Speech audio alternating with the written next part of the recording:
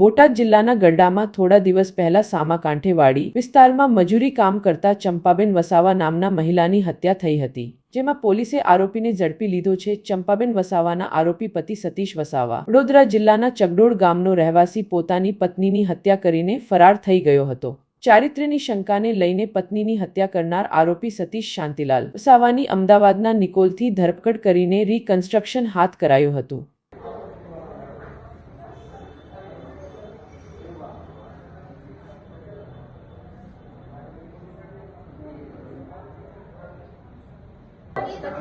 રેવો હા તમારો વડીયો આમાં રેવો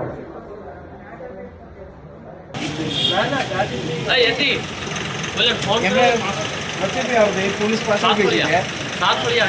વચ્ચે થઈ જાવ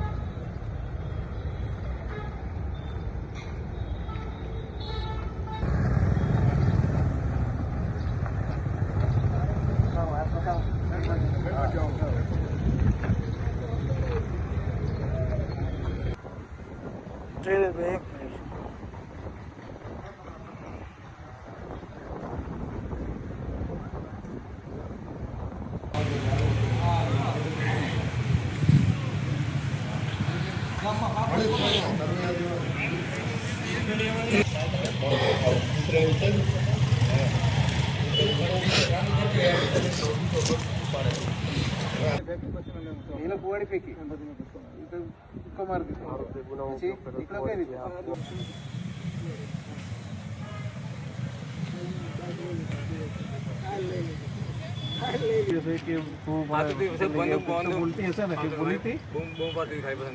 हाँ तू बूम पाड़ता है वही लेन गयो वही लेन हमने कुआं कूदे तो साहब कयो कुआं हाँ ये कुआं सब बात सब बता बुदड़ो लेवा बाबते नहीं गम्मा ने पाणवानो फोन चालू હતો फोन चालू હતો તારે ફોન ચેક કરવો હતો ફોન ચેક કરતો હું તો મારા 50 ચાકરી ચાબી આ છે ને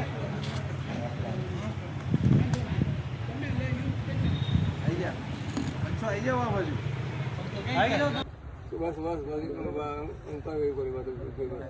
बस बस नहीं मारे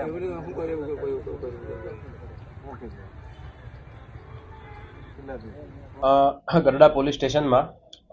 ગઈકાલે જે હત્યાનો બનાવ છે તે સામે આવ્યો હતો, જેમાં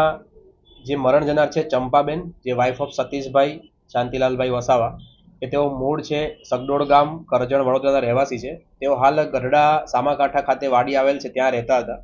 અને ત્યાં તેમની હત્યા કોઈ તીક્ષ્ણ હથિયાર મારી અને થઈ હોય તેવી હકીકત સામે આવી હતી। આથી આ બાબતે વાડી માલિક દ્વારા ફરિયાદ આપવામાં આવી હતી અને જે દરમિયાન જે શકદાર છે સતીશભાઈ શાંતિલાલભાઈ વસાવા, કે તેમની સાથે આ ચંપાબેન રહેતા હતા, તેમને હાલમાં ડિટેન કરવામાં આવ્યા છે અને તેની પૂછપરછ દરમિયાન પ્રાથમિક દ્રષ્ટિએ ચારિત્ર બાબતની શંકા હોય તેવી હકીકત જણાઈ છે। આથી આ બાબતે ગરડા પીઆઈ છે તેમણે તપાસ સંભાળી અને આગળની કાર્યવાહી છે તે શરૂ કરી છે।